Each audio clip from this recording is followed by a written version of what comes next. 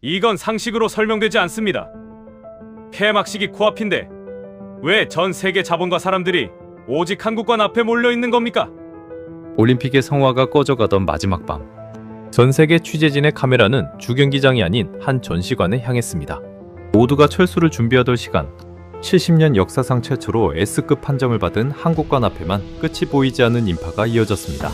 유럽의 대형 바이어들은 두툼한 계약서를 들고 한국 담당자와의 면담을 기다렸고, 이탈리아 노부부는 따뜻한 떡국 한 그릇 앞에서 조용히 눈시울을 붉혔습니다.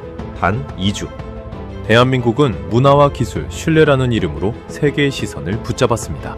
그리고 그 현장을 지켜본 한 영국 BBC 베테랑 기자는 자신의 20년 확신이 무너지는 순간을 기록하게 됩니다.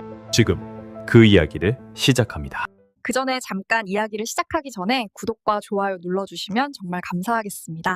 어디에서 듣고 계신지도 댓글에 남겨주시고 함께 해주세요. 저는 알렉스 헤이스팅스입니다.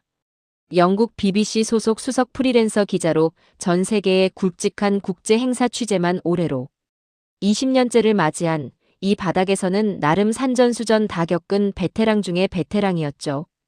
런던의 빗속에서부터 베를린의 장벽, 도쿄의 폭염, 카이로의 모래바람, 그리고 화려한 두바이에 이르기까지 제 발길이 닿지 않은 세계적인 무대는 단 한 곳도 없었습니다. 올림픽 취재 역시 이번이 벌써 4번째였으니 솔직히 말씀드리자면 제게 국제 행사란 더 이상 피를 끓게 만드는 미지의 영역이 아니라 그저 정해진 공식대로 굴러가는 거대한 톱니바퀴처럼 느껴지던 참이었습니다. 이번 파리 올림픽 폐막식을 불과 하루 앞둔 늦은 저녁이었습니다. 저는 국제프레스센터의 가장 구석진 자리에서 다 식어 빠져 쓴맛만 남은 에스프레소 잔을 만지작거리며 멍하니 노트북 화면만 들여다보고 있었습니다. 마감 시간까지 남은 시간은 대략 36시간 남짓. 제 머릿속에는 이미 뻔하디 뻔한 기사의 뼈대가 완벽하게 세워져 있었죠. 각국의 최종 메달 집계와 종합순위 분석, 이번 대회를 수놓은 혜성 같은 스타 선수들의 눈물겨운 특집 기사, 그리고 내일 저녁 밤하늘을 수놓을 폐막식의 화려한 연출 프리뷰까지. 남들이 보기엔 대단해 보일지 몰라도 수십 개의 거대한 행사를 거치며 제 스스로 다듬어온 아주 안전하고 검증된 기사 작성 방식이었습니다. 이 정도의 기사라면 런던 본사의 데스크에서도 만족하며 고개를 끄덕일 것이라 저는 100% 확신하고 있었습니다. 그렇게 지루한 타자 소리만 울려 퍼지던 프레스센터의 정막을 깬 것은 르몽드 소속의 콧대 높은 프랑스 베테랑 기자 마르셀이었습니다. 그는 국제 행사 취재만 20년 가까이 해온 저의 오랜 동료이자 동시에 서방 세계 특유의 자부심을 아주 진하게 풍기는 사내였죠. 마르셀은 제 책상 위로 차가운 맥주 한 캔을 툭 소리나게 내려놓으며 입가에 비릿한 조소를 띤 채 무심하게 한마디를 던졌습니다. 알렉스, 방금 들어온 소식 들었어? 그 조그만 나라 한국 말이야. 그들의 문화전시관이 이번 올림픽 전체 평가에서 무려 최우수 등급 판정을 받았다는군. 이 올림픽 문화 행사가 70년의 뼈대 굵은 역사를 자랑하는데 그 어마어마하고 긴 세월 동안 단 한 번도 그 어떤 선진국에게도 부여된 적 없던 최초의 등급이라는 거야. 참, 나 기가 막혀서. 마르셀은 대수롭지 않다는 듯 어깨를 으쓱하며 제 몫의 맥주를 시원하게 들이켰습니다. 솔직히 고백하건대 저 역시 그의 말을 듣고 그저 어이없다는 듯 피식 웃고 말았었죠. 한국이라. 물론 저도 그 나라를 아주 잘 알고 있었습니다. 손톱만 한 반도체 칩 하나로 전 세계의 거대한 공급망을 쥐락펴락하며 서방의 거대 기업들을 덜덜 떨게 만드는 매서운 나라. K-팝이라는 전례 없는 문화적 폭발을 일으켜 전 세계 젊은이들의 정신을 홀려놓은 나라. 이번 올림픽에서도 얼음판 위를 미끄러지듯 날아다니며 빙상 종목의 최강자로 세계의 시선을 한몸에 받은 나라임은 분명했습니다. 제 수첩의 취재 리스트 아주 밑바닥 어딘가에 한국문화관 방문이라는 항목이 작게 적혀 있기는 했었죠. 하지만 저와 마르셀, 우리 두 서방 기자의 솔직한 속마음은 완전히 달랐습니다.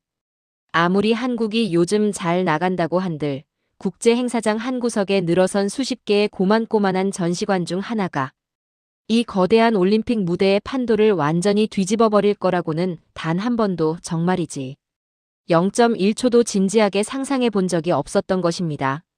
마르셀은 빈 맥주 캔을 쓰레기통에 던져 넣으며 쐐기를 박듯 말했습니다. 알렉스, 내 말 잘 들어. 한류. 그거 그냥 찰나의 유행일 뿐이야. 몇 년 지나면 어김없이 다른 나라의 무언가가 그 자리를 냉큼 차지하게 될 거라고. 90년대에 일본의 애니메이션과 닌자가 전 세계를 휩쓸었던 것처럼, 그리고 미국의 팝 문화가 그 자리를 억지로 꿰찼던 것처럼 말이야. 파도는 언제나 크게 올랐다가 하얗게 부서지며 내리막을 걷는 법이지. 지금 당장 춤추고 노래하는 케이팝이 조금 뜨겁다고 해서 저들이 감히 최우수 등급을 독식해?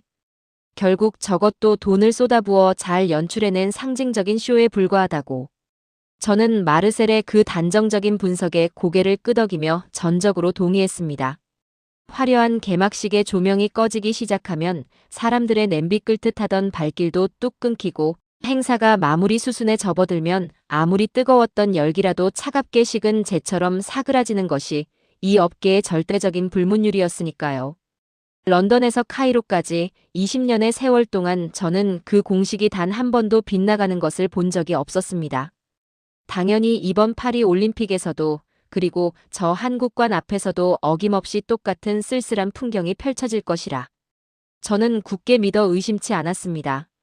그러나 저와 마르셀의 그 철석 같았던 확신이 산산조각이 나는 데에는 단 하루의 시간도 채 걸리지 않았습니다.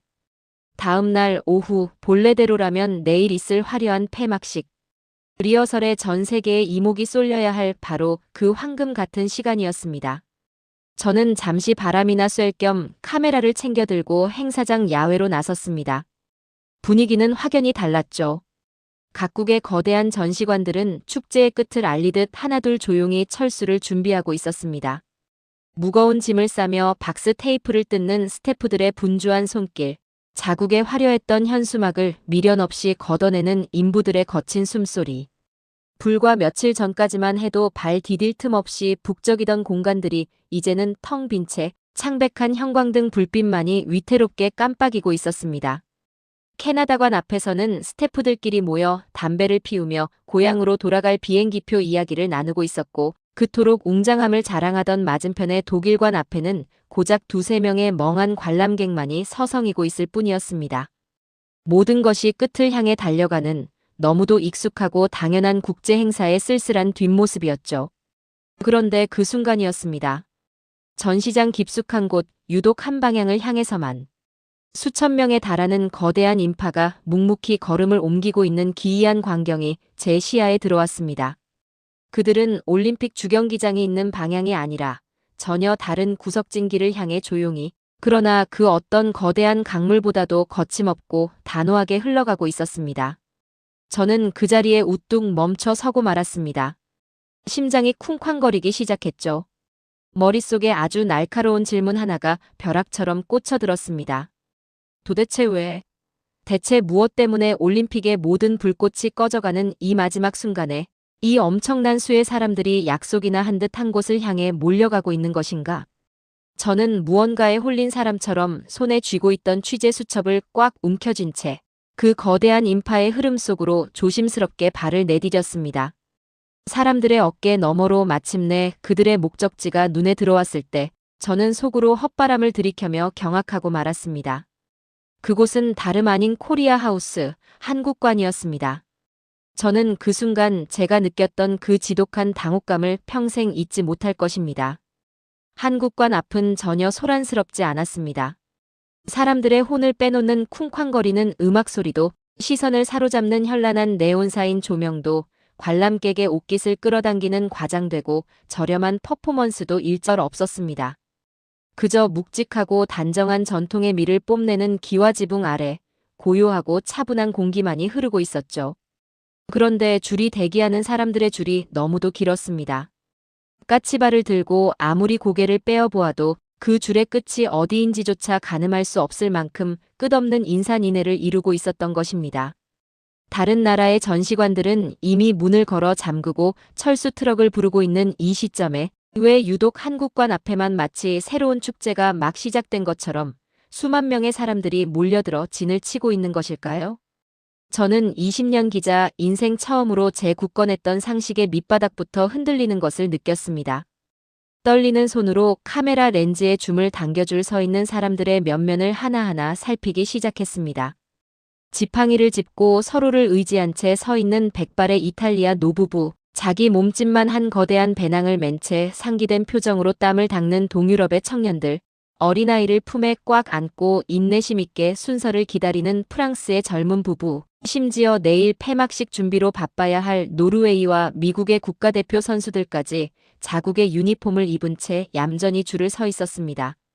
국적도 나이도 성별도 이곳에 온 이유도 완전히 제각각인 전 세계의 사람들이 오직 대한민국이라는 하나의 문턱을 넘기 위해 수시간의 기다림을 기꺼이 감내하고 있었던 겁니다. 마치 아주 오래전부터 굳게 맺어져 있던 절대적인 약속이라도 있는 것처럼 그들은 단 한 명의 불평불만도 없이 고요한 질서 속에서 한 방향만을 응시하고 있었습니다. 과장된 홍보나 일회성 쇼로는 절대 만들어낼 수 없는 어떤 거대한 성지를 방문하는 순례자들과도 같은 엄숙함마저 감돌고 있었죠. 저는 침을 꼴깍 삼켰습니다. 마르셀이 호언장담했던 일회성 유행이나 잘 연출된 쇼라는 단어는 이 장엄한 풍경 앞에서 철저히 힘을 잃고 산산조각 나고 있었습니다. 가슴 깊은 곳에서부터 알 수 없는 전율이 등줄기를 타고 기어오르는 것을 느끼며 저는 그 압도적인 대기줄의 가장 끄트머리에 조용히 제 몸을 밀어넣었습니다. 지금 내 눈앞에서 벌어지고 있는 이 기이하고도 거대한 현상의 실체, 전 세계인들을 이토록 끌어당긴 대한민국의 진짜 얼굴을 제 두 눈으로 직접 확인하지 않고서는 도저히 견딜 수가 없었기 때문입니다. 끝이 보이지 않던 기나긴 대기줄을 따라 장장 2시간이라는 인고의 시간을 묵묵히 견뎌냈습니다. 파리의 밤바람은 제법 쌀쌀하게 옷깃을 파고들었지만 참으로 기이하게도 제 앞뒤로 늘어선 수천 명의 사람 중 그 누구 하나 시계를 들여다보며 짜증을 내거나 발을 구르는 이는 단 한 명도 없었죠. 오히려 그들의 얼굴에는 마치 아주 오랜만에 그리운 고향, 집을 방문하기 직전의 설렘 같은 잔잔하고도 따뜻한 미소가 번져 있었습니다. 옆에 있던 다른 나라들의 전시관들이 파리만 날리며 신경질적으로 철수 준비를 하던 그 삭막한 풍경과는 너무나도 대조적인 그야말로 기적 같은 평화로움이었던 것입니다. 마침내 제 차례가 되어 코리아 하우스의 묵직한 전통 나무 문턱을 넘었을 때 솔직히 말씀드리자면 저는 잔뜩 긴장한 채로 방어적인 태도를 취하고 있었습니다. 제 머릿속에는 서방 언론인 특유의 얄팍한 편견이 여전히 남아있었기 때문이었죠. 필시 이 안에는 사람들의 혼을 쏙 빼놓기 위해 수백억 원의 막대한 자본을 쏟아부은 현란한 3차원 가상현실 홀로그램이나 귀가 찢어질 듯 쿵쾅거리는 K-팝 아이돌의 정신없는 콘서트 영상 혹은 차가운 금속성의 최첨단 로봇들이 번쩍이며 돌아다니는 극도로 과시적이고 인위적인 광경이 펼쳐질 것이라 지레짐작했던 것입니다. 하지만 제 그 섣부른 예상은 보기 좋게 아주 완벽하게 빗나가고 말았습니다. 전시관 내부로 조심스레 발을 들여놓은 순간 저를 가장 먼저 감싼 것은 눈을 찌르는 화려한 레이저 조명도 고막을 사정없이 때리는 전자음도 아니었습니다. 그것은 마치 아주 오래된 그리고 지독하게 따뜻한 누군가의 너른 품에 푹 안긴 듯한 고요하고 묵직한 온기였죠. 수많은 인파가 몰려 있었음에도 불구하고 내부는 전혀 시장통처럼 소란스럽지 않았습니다. 사람들은 때를 지어 큰 소리로 웅성거리지 않았고 대신 무언가에 아주 깊이 매료된 듯 조심스럽고 차분한 발걸음으로 공간 전체가 뿜어내는 정갈한 아름다움을 온몸으로 깊숙이 흡수하고 있었죠. 요란한 거치장과 자본의 힘으로 억지 감동을 쥐어짜 내려는 다른 나라들의 전시관과는 차원 자체가 달랐습니다. 그곳에는 수천 년의 세월을 묵묵히 견뎌낸 자만이 뿜어낼 수 있는 절제된 아름다움 속에 숨겨진 범접할 수 없는 깊은 기품이 흐르고 있었던 것입니다. 전시장 안쪽으로 조금 더 홀린 듯이 걸음을 옮겼을 때 제 코끝을 스치는 아주 은은하고도 깊은 향기가 있었습니다. 그것은 유럽인들이 열광하는 달콤한 바닐라 향도 코를 찌르는 강렬하고 자극적인 향신료의 냄새도 아니었죠. 그것은 생전 처음 맡아보는 낯선 향이었지만 어딘가 모르게 꽁꽁 얼어붙은 마음의 벽을 아주 부드럽게 허물고 편안하게 달래주는 오랜 시간. 불 위에서 뭉근하게 정성껏 끓여낸 듯한 구수하고 따뜻한 어머니의 냄새였습니다. 심장 박동마저 차분하게 가라앉히는 그 마법 같은 냄새의 진원지를 찾아 천천히 시선을 돌린 저는 전시장 한쪽 코너에 아주 소박하게 마련된 시식 코너 앞에서 그만 걸음을 우뚝 멈출 수밖에 없었습니다. 그곳에는 제가 야외 대기줄의 맨 앞자락에서 유심히 지켜보았던 낡은 지팡이에 몸을 의지한 채 서로의 주름진 손을 꼭 잡고 서 있던 백발의 이탈리아 노부부가 자리하고 있었습니다.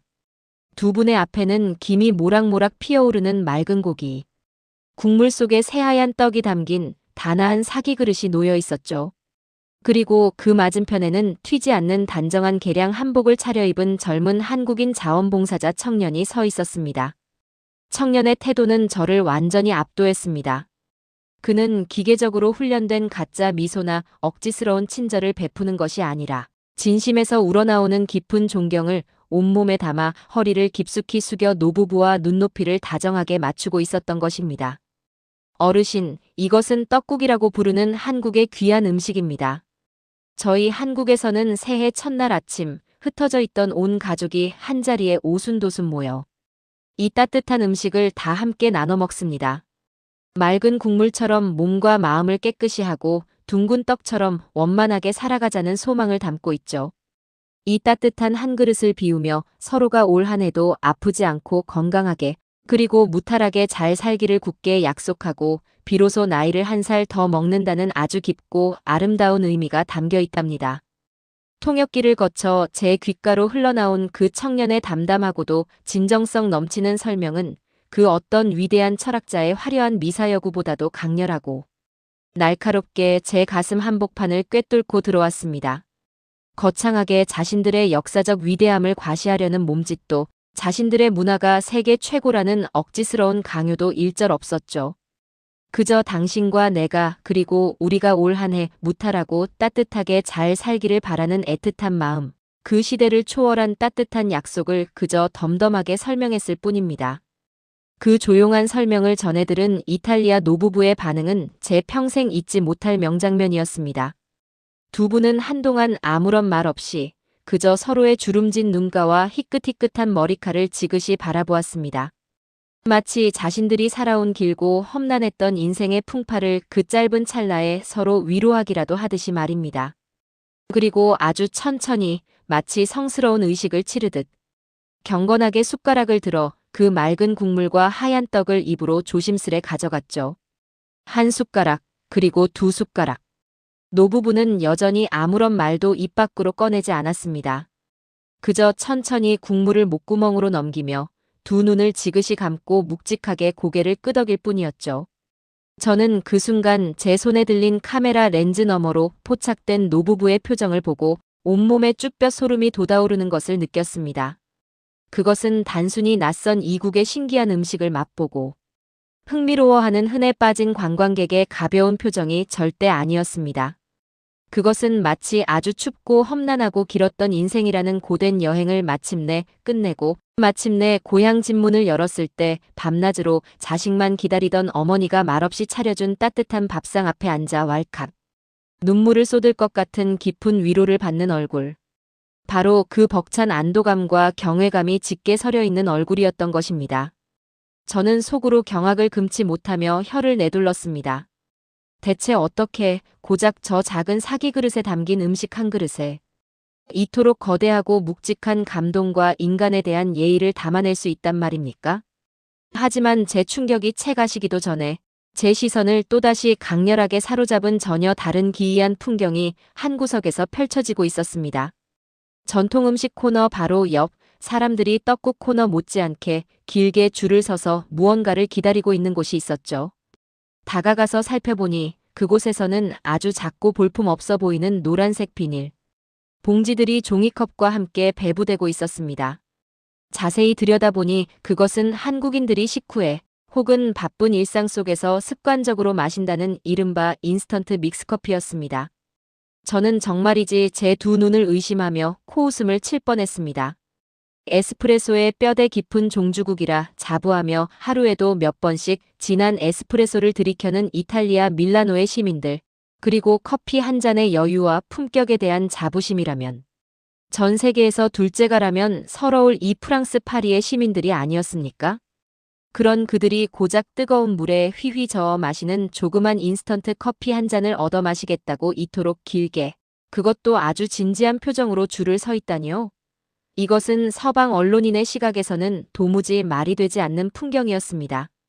하지만 제 앞에 서 있던 이탈리아제, 고급 맞춤 정장을 쫙 빼입은 한 중년의 유럽 남성이 뜨거운 김이 올라오는 종이컵을 받아들고 그 믹스커피를 조심스레 한 모금 넘긴 순간 제 마음속에 남아있던 마지막 남은 의심의 벽마저 와르르 무너져 내리고 말았습니다. 남성은 마치 수백만 원을 호가하는 최고급 빈티지 와인을 코끝으로 음미하듯 두 눈을 지그시 감더니 미간을 살짝 찌푸리며 세상에서 가장 황홀한 숨을 길게 내쉬었죠. 달콤하면서도 부드럽게 혀끝을 감싸는 그 직관적이고 완벽한 쾌감의 맛에 완전히 매료된 듯한 표정이었습니다. 더욱 저를 놀라게 한 것은 그 남성의 곁에 서 있던 아내로 보이는 기품 있는 여성이 자신의 핸드백에서 조심스레 스마트폰을 꺼내더니 다 마시고 버려야 할 그 작은 노란색 믹스커피. 빈 봉지를 마치 루브르 박물관에 전시된 세기의 명작이라도 되는 양 각도까지 맞춰가며 너무나도 소중하게 사진으로 남기고 있었다는 사실입니다. 마치 이 놀라운 한국의 마법 가루를 평생 기억하겠다는 듯이 말이죠. 저는 그 놀랍고도 충격적인 장면을 낡은 수첩에 황급히 받아 적으며 펜을 쥔 손이 잘게 떨리는 것을 도저히 주체할 수 없었습니다. 그동안 제가 취재해왔던 서방 세계의 수많은 문화 전시는 언제나 노골적인 과시요, 권력의 자랑이었습니다. 우리가 너희보다 얼마나 더 위대한 역사를 가졌는지, 얼마나 값비싸고 거대한 예술품을 소유하고 있는지를 일방적으로 뽐내고 상대방 위에 군림하려는 장치들이었죠. 하지만 대한민국은 완전히 달랐습니다. 그들은 자신들의 우월함을 억지로 과시하지 않았습니다. 그저 새해 아침 가족의 건강과 안녕을 비는 따뜻하고 소박한 떡국 한 그릇과 바쁘고 고단한 일상 속에서 아주 찰나의 달콤한 위로가 되어주는 믹스커피. 한 잔이라는 평범한 일상을 통한 진심을 우리에게 조용히 툭 건넸을 뿐입니다. 그리고 그 작고 사소해 보이는 따뜻한 진심이 오랜 세월 단단하게 굳어져 있던 서방인들의 마음속 깊은 방어벽을 단숨에 허물어버리고 그들을 완전히 무장해제 시켜버린 것입니다. 그날 밤 저는 파리의 밤거리를 빠져나와 프레스센터로 돌아왔습니다. 본국인 런던으로 즉시 송고할 기사를 쓰기 위해 컴퓨터 앞에 앉았지만 도무지 키보드 위에 열 손가락을 올릴 수가 없었죠. 낮에 한국관에서 제 두 눈으로 직접 목격했던 그 벅차오르는 광경들과 사람들의 젖은 눈빛이 제 머릿속을 엉망으로 헤집어 놓아 도저히 기존에 제가 써두었던 건조하고 냉소적인 기사로는 이 거대한 사태를 단 한 줄도 설명할 수 없었기 때문입니다. 마음을 진정시키려 저는 심호흡을 깊게 한번 하고 주최 측이 취재진에게 특별히 배포한 이번 올림픽 공식 관람객 통계 자료를 열었습니다.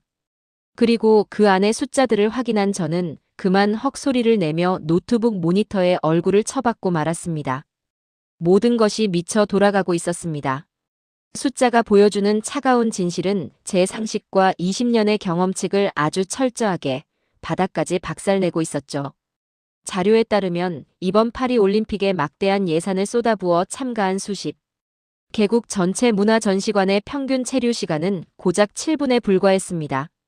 즉, 대부분의 사람들은 그저 의무감에 쓱 둘러보고 인증용 사진 한 장 대충 찍고는 한치의 미련도 없이 발걸음을 돌려 빠져나갔다는 뜻이었습니다. 이것이 국제 행사의 지극히 냉정한 현실이었죠. 그런데 오직 한국관만이 기록한 평균 체류 시간은 자그마치 23분이었습니다. 다른 나라들의 평균보다 무려 3배가 훌쩍 넘는 도무지 상식적으로는 해석이 불가능한 압도적인 수치였죠. 이것이 끝이 아니었습니다. 전시관을 한번 둘러보고 나간 수만 명의 관람객 중 굳이 그 긴 대기줄을 감수하면서까지 다시 한국관을 찾아온 재방문율은 무려 31%에 달하고 있었습니다. 20년 동안 국제 행사만 쫓아다닌 제 경험을 걸고 맹세하건대 이런 문화전시관에서 10명 중 3명이 같은 공간을 2번 이상 방문한다는 것은 통계학적으로 기적에 가까운 전대미문의 숫자였습니다. 이곳은 한번 보고 쿨하게 스쳐 지나가는 일회성 쇼의 무대가 아니라 사람들의 발길과 마음을 강력하게 끌어당겨 영원히 곁에 머물게 만드는 거대한 블랙홀이었던 것입니다. 더욱 제 말문을 막히게 한 것은 온라인에서의 반응이었습니다. 어제 프레스센터에서 마르셀과 제가 비웃었던 것처럼 보통 이런 행사의 온라인 반응은 개막 초반에만 호기심으로 반짝 관심을 받다가 끝날 무렵에는 언급량이 바닥을 기는 것이 많고 불변의 공식이었습니다. 그런데 한국관의 그래프는 정반대로 치솟고 있었죠. 폐막을 불과 이틀 앞둔 바로 오늘 전 세계 모든 소셜미디어에서 한국관에 대한 언급량이 개막 첫날의 수치를 아득히 뛰어넘어 폭발적인 정점을 뚫고 있었던 것입니다. 시간이 갈수록 불씨가 식어가는 것이 아니라 입소문이라는 기름을 붓고 거대한 용광로처럼 끓어오르고 있었던 것이죠. 저는 망연자실한 표정으로 의자 등받이에 푹 몸을 기댔습니다. 불과 하루 전 프랑스 기자 마르셀이 맥주를 들이켜며 내뱉었던 잘 연출된 상징적인 쇼일 뿐이라던 비웃음 소리가 다시 귓가에 맴돌았지만 이제 그 목소리는 세상에서 가장 공허하게 들릴 뿐이었습니다. 숫자는 결코 거짓말을 하지 않았습니다. 감정에 휩쓸려 과장된 것도 아니었죠. 전 세계인들은 누군가에게 억지로 등 떠밀려 한국관에 간 것이 아니었습니다. 그들은 자신들의 두 발로 걸어들어가 스스로 원해서 그 깊고 따뜻한 매력에 푹 빠져 헤어나오지 못하고 있었던 것입니다. 그 순간 저는 제 머릿속을 짓누르고 있던 서방. 언론인으로서의 근거 없는 우월감에 쩍쩍 금이 가는 소리를 똑똑히 들었습니다. 이 거대한 열풍은 단순히 잘생기고 예쁜 케이팝 아이돌의 노래 몇 곡이나 세련되게 포장된 화장품 몇 개로 만들어진 위태로운 모래성이 절대 아니었습니다. 이것은 과거 한국 전쟁이라는 끔찍하고 참혹한 잿더미 폐허 위에서 맨주먹으로 시작해 지난 70년이라는 길고도 험난한 세월 동안 묵묵히 땀방울을 흘리며 전 세계와 맺은 약속을 지켜온 대한민국이라는 나라의 근본적인 힘이 마침내 임계점을 돌파하며 폭발하는 현장이었죠. 불량률 제로의 완벽한 반도체를 약속한 날짜에 정확히 제때 납품하고 거친 파도를 이겨내는 튼튼한 배를 만들어 세계의 바다에 띄우고 10년을 타도 고장나지 않는 자동차를 만들어 팔며 쌓아 올린 그 무시무시한 신뢰와 성실의 토대 위에 이제는 사람의 지친 마음을 어루만지고 위로하는 고차원적인 문화의 힘까지 완벽하게 결합해버린 것입니다. 저는 두 손으로 화끈거리는 얼굴을 푹 감싸 쥐었습니다. 등급은 등급일 뿐이라며 건방지게 코웃음 쳤던 어제의 제 자신이 너무나도 부끄러워 당장이라도 어디로 숨고 싶은 심정이었습니다. 우리가 열광했던 K-팝은 그들이 가진 무한한 저력의 아주 작은 빙산의 일각이었을 뿐 진짜 대한민국의 본 모습은 수면 아래에 거대하고 단단하게 자리 잡고 있었던 것이죠. 떡국 한 그릇, 믹스커피 한 잔에 오롯이 담긴 그 따뜻하고도 치밀한 진정성이 마침내 서방 세계의 편견을 단숨에 꺾어버리고 그들의 마음을 완전히 사로잡은 것입니다. 그리고 이 가슴 벅찬 문화적 승리는 곧이어 파리 한복판에서 벌어질 전 세계 자본 지도를 송두리째 뒤바꾸는 상상조차 못할 거대한 경제적 도약의 아주 작은 신호탄에 불과했음을 저는 이때까지만 해도 미처 깨닫지 못하고 있었습니다. 내일 아침 해가 밝으면 저는 평생 본 적 없는 수조원의 거대한 자본이 오직 한 나라를 향해 밀려드는 경이로운 현장을 마주하게 될 운명이었습니다. 다음 날 아침 마침내 길고 길었던 파리 올림픽의 마지막 날 대단원의 막을 내리는 폐막식 당일의 태양이 에펠탑 위로 무겁게 떠올랐습니다. 밤새 프레스센터에서 한국에 믿기지 않는 압도적인 통계를 확인하느라 한숨도 자지 못한 저는 뻑뻑한 두 눈을 비비며 이른 새벽부터 홀린 듯이 다시 행사장으로 발걸음을 옮겼었죠. 폐막식 당일 아침의 행사장은 언제나 그렇듯 특유의 허무하고도 서글픈 공기가 무겁게 짓누르고 있었습니다. 막대한 국가 예산을 쏟아부으며 자신들의 위대함을 뽐내던 각국의 거대한 전시관들은 이제 완전히 축제의 끝을 받아들이고 조용히 그리고 아주 쓸쓸하게 철수 작업에 열을 올리고 있었죠. 지게차가 굉음을 내며 화려했던 조명탑을 무너뜨리고 있었고 현지 스태프들은 피곤에 찌든 얼굴로 짐가방을 챙기며 고향으로 돌아갈 생각뿐인 듯 했습니다. 화려하게 시작했다가 소리 소문 없이 쓸쓸히 사라져버리는 것. 그것이 제가 20년 동안 숱하게 보아왔던 국제 행사의 너무나도 냉정하고 잔혹한 생태계였고, 저는 그것이 세상에 변하지 않는 진리라고 철석같이 믿어왔습니다. 그런데 무거운 카메라를 어깨에 짊어지고 습관처럼 코리아 하우스 방향으로 발을 내디딘 순간, 저는 제 발걸음을 바닥에 본드로 붙인 듯 우뚝 멈춰 설 수밖에 없었습니다. 심장이 미친 듯이 요동치기 시작했죠. 주변의 모든 전시관이 철거 업체를 부르고 쓰레기를 치우는 그 적막한 시간에 오직 한국관 앞에는 어제보다 무려 2배는 더 거대한 규모의 사람들이 끝이 보이지 않는 대기줄을 형성하고 있었던 것입니다. 입구 앞의 대기줄은 이미 자신들의 배정된 구역을 한참이나 넘어 옆에 있던 텅 빈 전시관들, 앞마당까지 완전히 점령해버린 상태였습니다. 밖에서 철수 작업을 하던 타국 스태프들조차 하던 일을 멈추고 너클 잃은 표정으로 한국관 쪽을 멍하니 바라보고 있을 정도였죠. 그런데 저를 진짜로 경악하게 만든 광경은 따로 있었습니다. 그것은 떡국과 믹스커피가 있던 따뜻한 문화체험 공간을 지나 철저하게 통제구역으로 가려져 있던 한국관 내부의 가장 깊숙한 귀빈 전용 비즈니스 상담 공간 안쪽에서 은밀하고도 맹렬하게 벌어지고 있었던 것입니다. 저는 운 좋게 얻은 프레스 비표를 목에 걸고 마치 심해를 탐험하는 잠수부처럼 숨을 죽인 채 그 은밀한 공간으로 조심스레 스며들어갔습니다. 그리고 그곳에서 제 두 눈으로 직접 목격한 광경은 제 평생의 상식을 완전히 박살내버리는 충격 그 자체였죠. 한쪽 구석에 마련된 묵직한 마호가니 테이블에는 최고급 맞춤 정장을 쫙 빼입은 백발의 서양 남성 3명이 한국 측 비즈니스 담당자와 진지하게 마주 앉아 있었습니다. 테이블 위에는 두툼한 계약서들이 산더미처럼 펼쳐져 있었고 번쩍이는 만년필과 명함이 쉴 새 없이 오가고 있었죠. 조심스럽게 다가가 엿들은 그들의 정체는 다름 아닌 유럽 전역의 유통망을 꽉 쥐고 있는 거대 유통기업의 최고 위급 구매 담당자들이었습니다.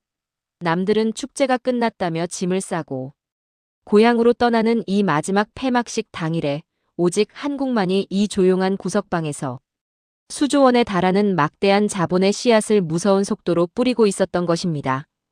그들의 대화 내용은 단순히 K-팝 아이돌의 공연, 판권이나 드라마 방영권 계약 따위의 가벼운 수준이 절대 아니었습니다.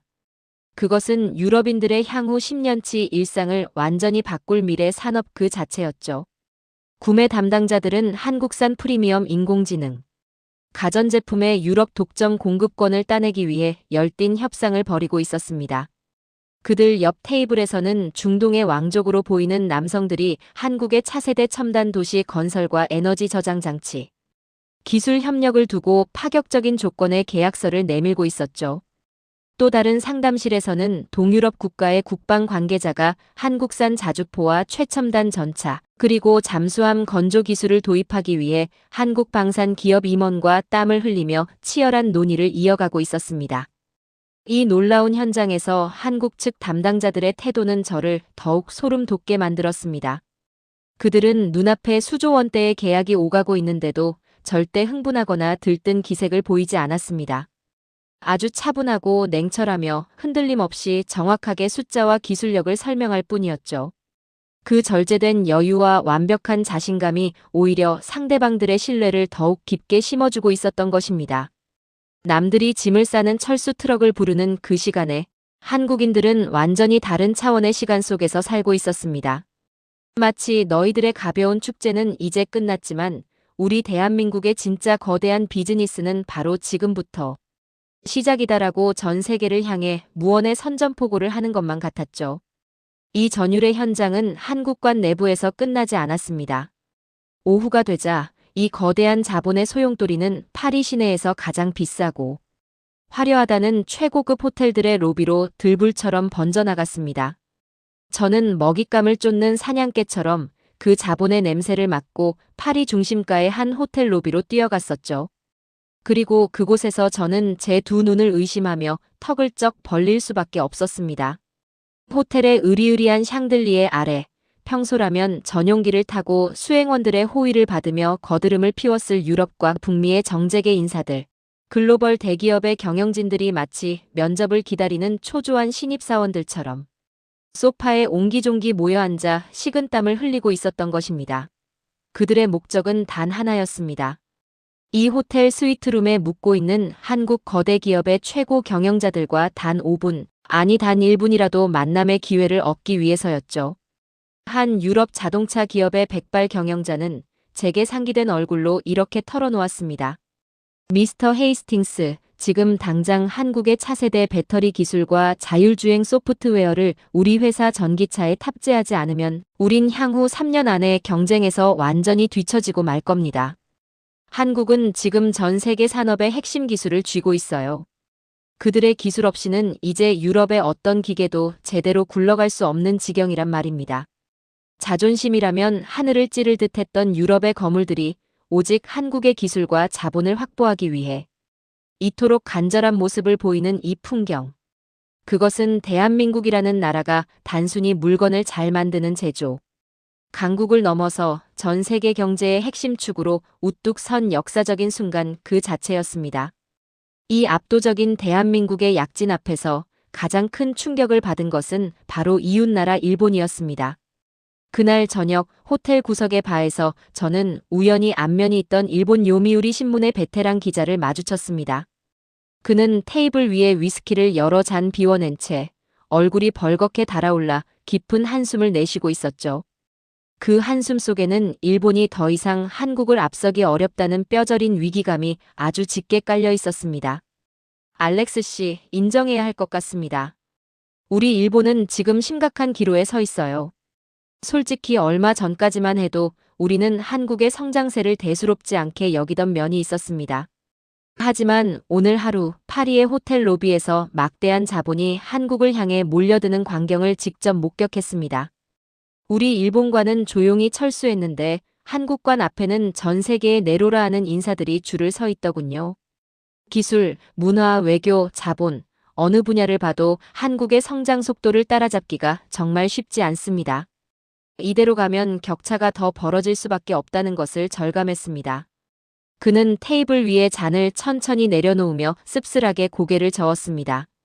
그의 탄식은 이번 파리 올림픽에서 벌어진 세계 질서의 변화를 가장 솔직하게 보여주는 증언이었죠. 주변에 있던 다른 아시아 국가들의 관계자들 역시 그의 이야기를 들으며 심각한 표정을 감추지 못했습니다.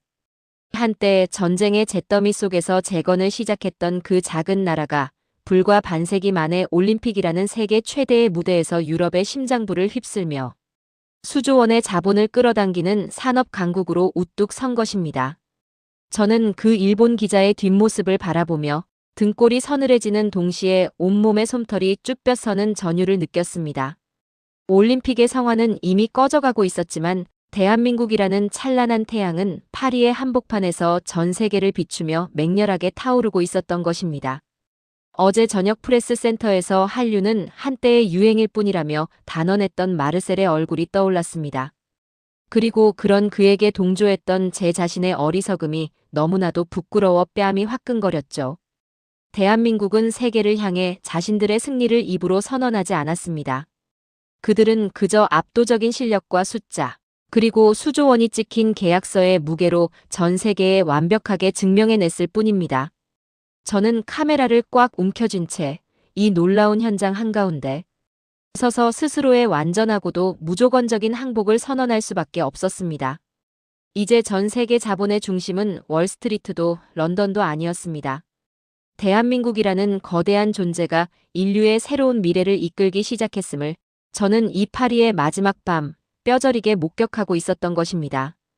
파리의 밤이 아주 깊고 무겁게 가라앉고 있었습니다.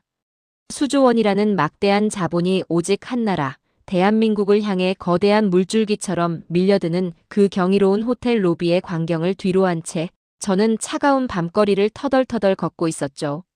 제 낡은 구두굽이 자갈길에 부딪히며 내는 탁, 탁 하는 소리만이 고요한 파리의 새벽을 울리고 있었습니다. 불과 며칠 전까지만 해도 에펠탑을 비추며 영원할 것만 같았던 서방 세계의 축제의 불빛들은 이제 잿더미처럼 사그라졌고 그 자리를 대신 채운 것은 깊은 경외심이었습니다. 제 머릿속은 온통 수조 원짜리 계약서를 들고 한국 기업인들과의 만남을 갈구하던 유럽의 거물들과 위스키를 기울이며 깊은 한숨을 내쉬던 일본 기자의 표정으로 가득 차 있었죠. 저는 국제 프레스 센터로 돌아왔습니다. 텅 빈 프레스 센터 안에는 창백한 형광등 불빛만이 위태롭게 깜빡이고 있었고 대부분의 외신 기자들은 이미 짐을 싸서 고국으로 돌아가는 비행기에 몸을 실은 지 오래였습니다. 그런데 그 텅 빈 공간의 한 구석, 담배 연기가 자욱하게 낀 모니터 앞에서 누군가 미친 듯이 키보드를 두드리고 있는 뒷모습이 보였습니다. 바로 프랑스 르몽드지의 수석 기자이자 저와 함께 한국을 향해 코웃음을 치며 단정지었던 20년 지기 동료 마르셀이었죠. 그의 책상 위에는 재떨이에 수북하게 쌓인 꽁초들과 뜯겨나간 취재, 수첩의 종이 쪼가리들이 어지럽게 널려 있었습니다.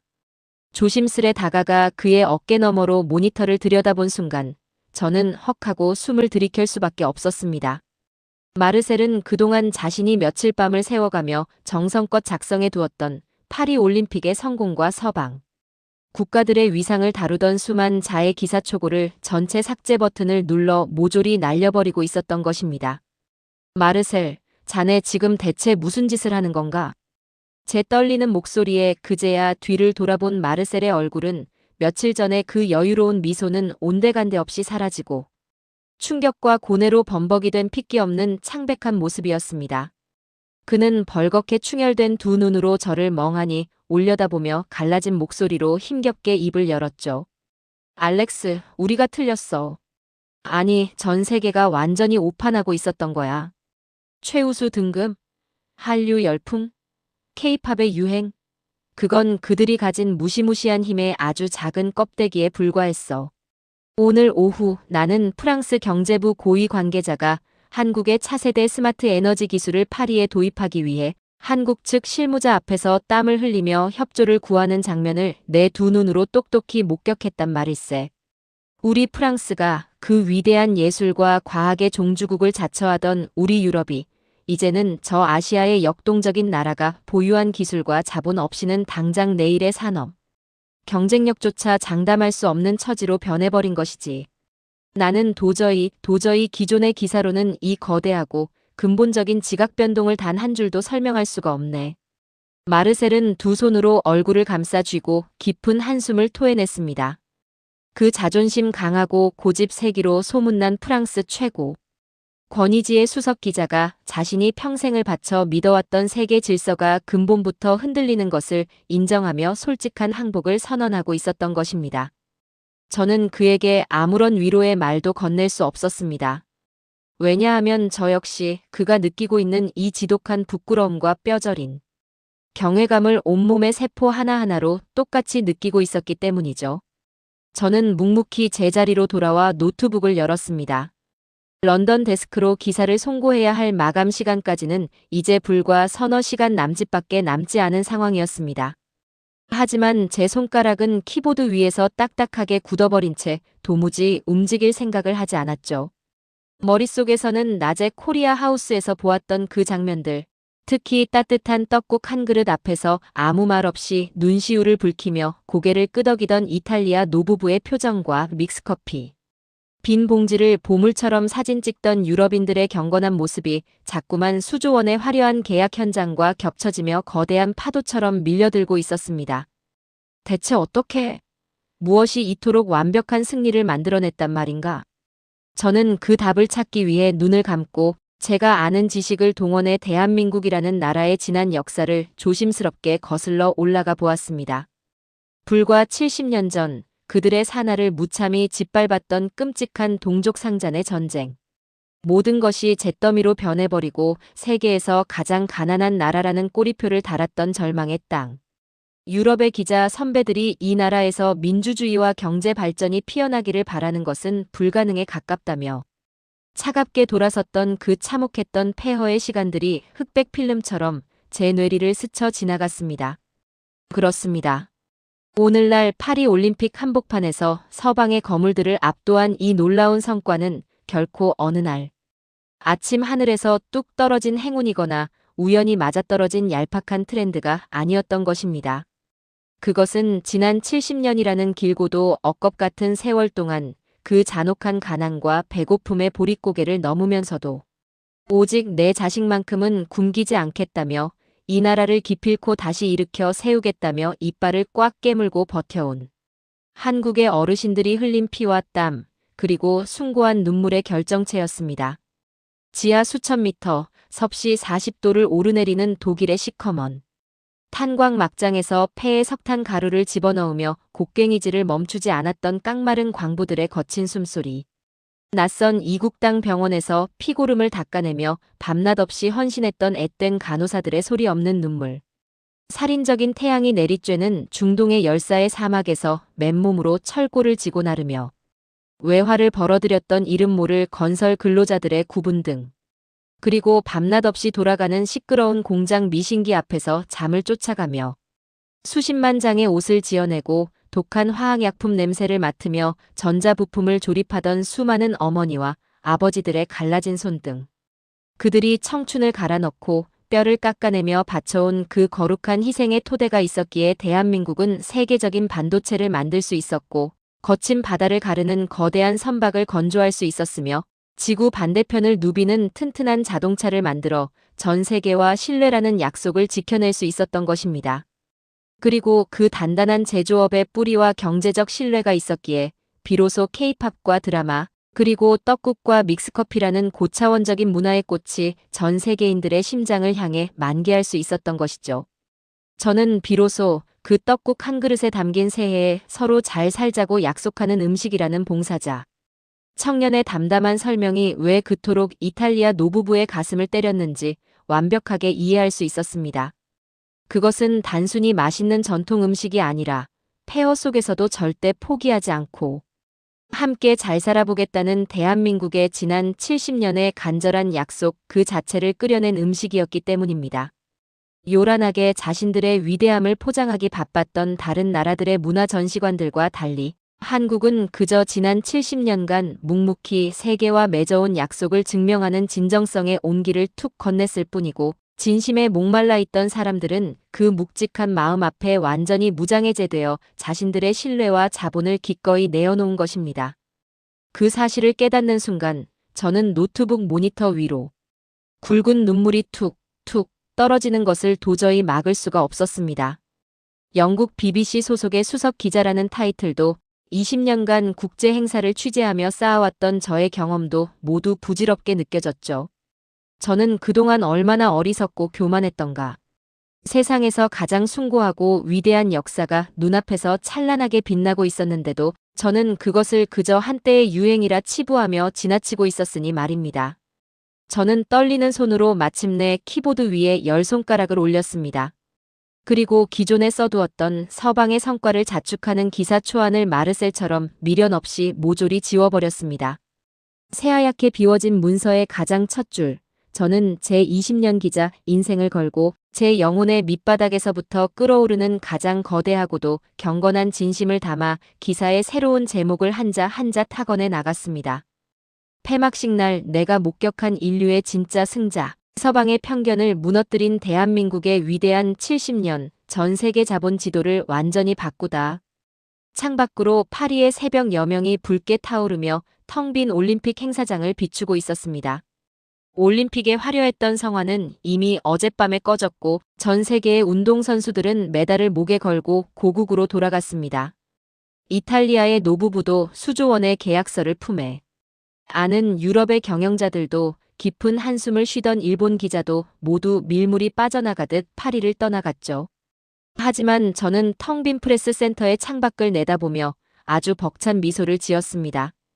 그들이 떠나간 자리에는 결코 꺼지지 않을, 아니 이제부터 본격적으로 전 세계의 경제와 문화를 밝혀나갈 대한민국의 거대하고 찬란한 빛이 선명하게 타오르고 있음을 제 두 눈으로 똑똑히 보았기 때문입니다. 올림픽이라는 축제는 막을 내렸지만 대한민국의 진정한 비상은 바로 이 순간 파리의 가장 찬란한 아침과 함께 이제 막 그 거대한 서막을 올리고 있었던 것입니다. 저는 이 기사를 런던 본사에 송고하며 제 스스로에게 그리고 대한민국이라는 위대한 나라를 향해 깊고 철저한 항복과 더불어 진심 어린 무한한 경의를 표했습니다. 당신들의 승리는 정당했으며 당신들의 역사는 이 세상 그 어떤 훈장보다 위대하다고 말입니다. 이 사연을 통해 우리가 가슴 깊이 조심스레 배워볼 수 있었던 것은 단순히 눈에 보이는 막대한 경제적 성과나 최우수라는 화려한 타이틀이 아니었습니다. 그 거대하고 찬란한 승리의 장막 뒤에는 전쟁의 폐허와 지독한 가난 속에서도 결코 희망을 잃지 않고 피와 땀, 그리고 눈물로 이 나라의 주춧돌을 굳건히 쌓아 올리신 우리네 아버지, 어머니들의 숭고하고 거룩한 세월이 숨쉬고 있다는 너무나도 벅찬 진실이었습니다.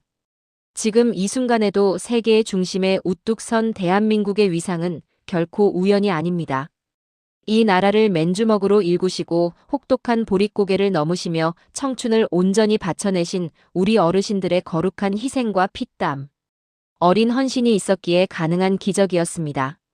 콧대 높던 서방의 기자들조차 그 먹먹한 역사 앞에 고개를 숙이고 항복할 수밖에 없었던 것은 바로 여러분이 살아오신 그 위대한 인생의 무게가 전 세계의 심장을 울렸기 때문인 것이죠. 이 자리를 빌려 이 땅의 모든 어르신들의 노고와 거룩한 사랑에 다시 한번 깊이 고개 숙여 진심으로 감사의 인사를 올립니다. 오늘의 가슴 뜨거운 사연은 여기까지입니다. 이 벅찬 감동을 어떻게 들으셨는지 여러분의 소중한 지혜와 따뜻한 마음을 댓글로 마음껏 나눠주십시오. 여러분이 눌러주시는 구독과 좋아요, 그리고 따뜻한 응원의 한마디 한마디가 저희 채널을 지탱하고 내일을 향해 나아가게 만드는 가장 든든하고 위대한 힘입니다. 오늘 하루도 정말 고생 많으셨습니다. 당신은 이 나라를 세운 영웅이자 우리 대한민국이 전 세계에 자랑하는 영원한 자부심입니다. 늘 건강하시고 평안하시길 빕니다. 감사합니다.